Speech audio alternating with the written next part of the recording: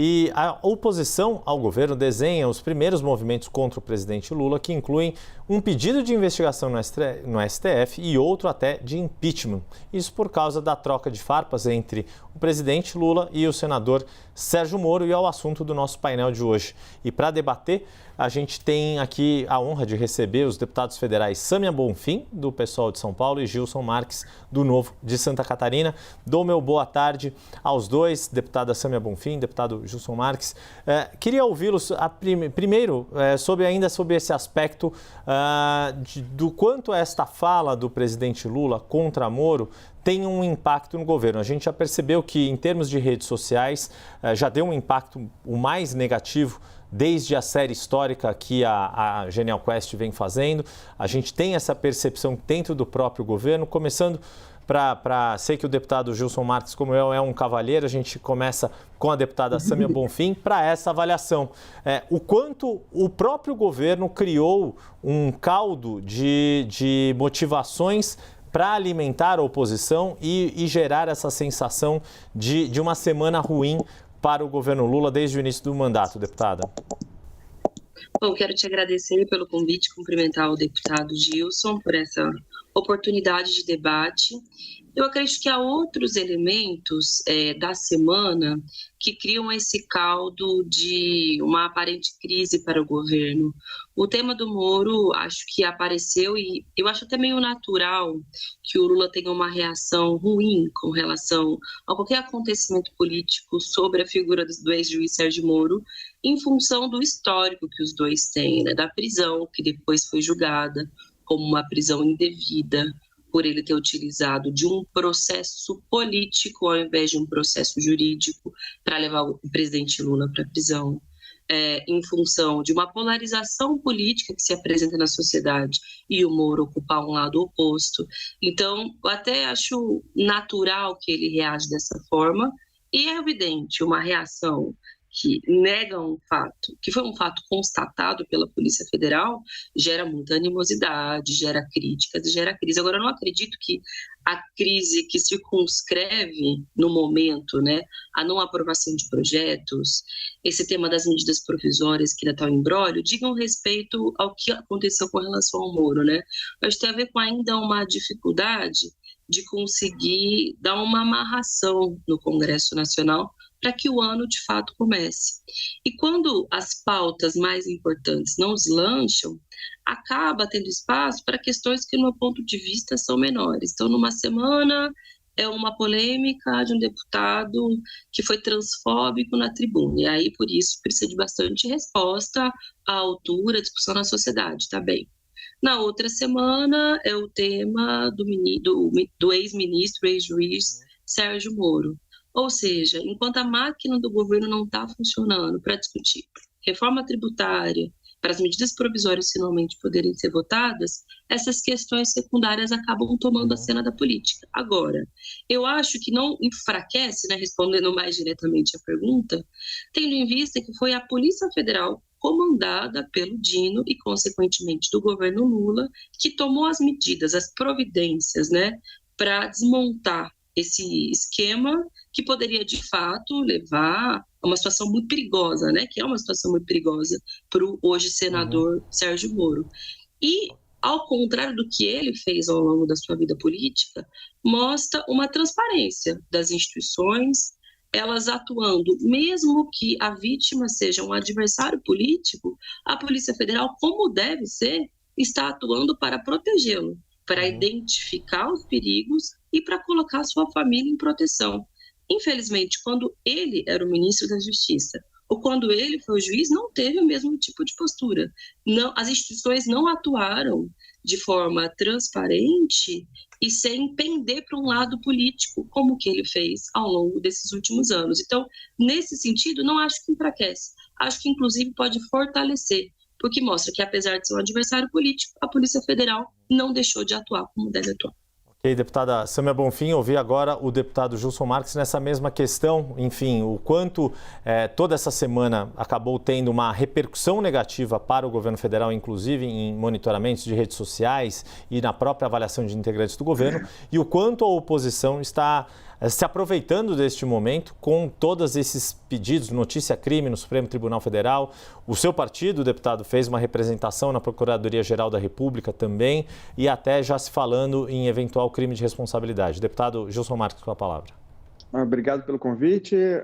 Boa tarde, Sâmia. Adorei o seu colar laranja. Vou tentar ser objetivo.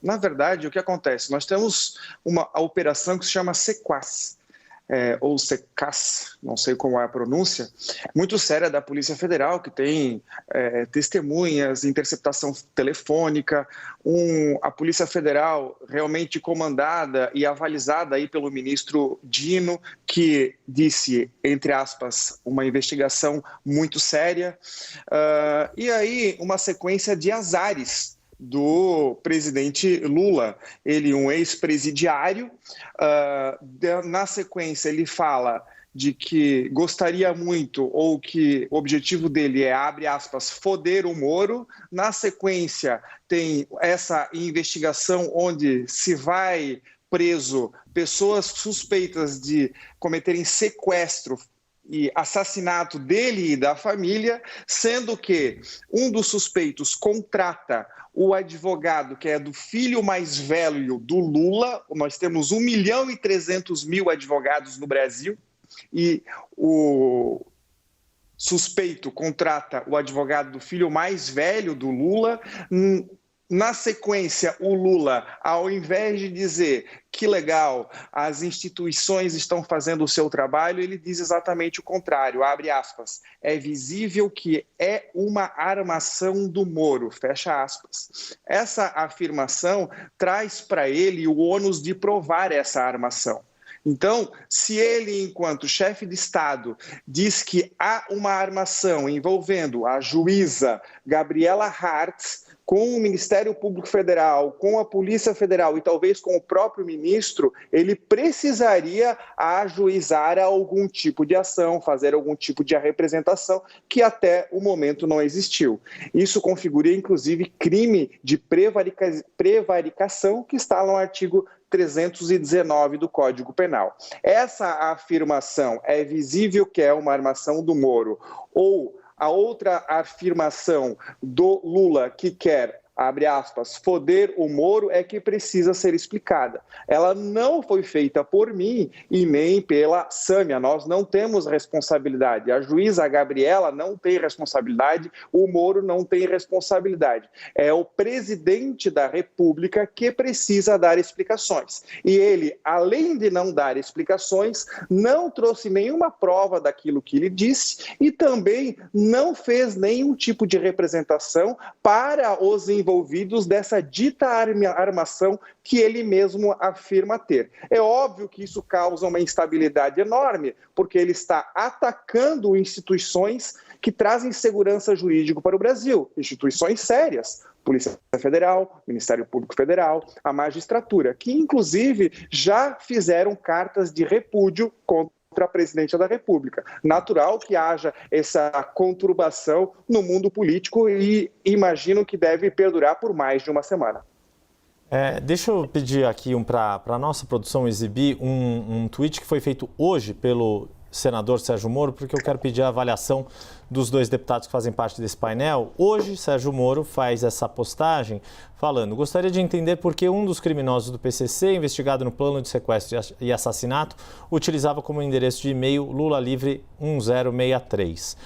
Deputado Gilson Marques, começando agora com o senhor, e o senhor também fez menção ao fato de um advogado bastante conhecido, uma reportagem que foi feita pelo portal Metrópolis, ter feito o escritório dele, ter feito a representação de um dos suspeitos num outro caso, não nesta operação, e inclusive o próprio advogado foi ouvido na reportagem do Metrópolis e disse que nem sequer teve contato pessoal com esse suspeito. A minha pergunta para o deputado Gilson Marques e depois também para a deputada Sâmia Bonfim. A oposição ao governo Lula está fazendo neste episódio, mas é uma estratégia que já ocorreu em outros momentos e que tende a ocorrer, de tentar criminalizar a atuação política do governo, esse tipo de tentativa de conexão, porque até onde a gente sabe, isso é um endereço de e-mail, não dá para se concluir nada. Pessoas que votam em quaisquer políticos e candidatos podem ter ou não cometido crimes. Por que esse discurso de criminalização da política ainda se faz tão presente no debate e agora em específico nessa situação, começando pelo deputado Gilson Marques? Como eu disse antes, existe uma sequência de coincidências, de azares.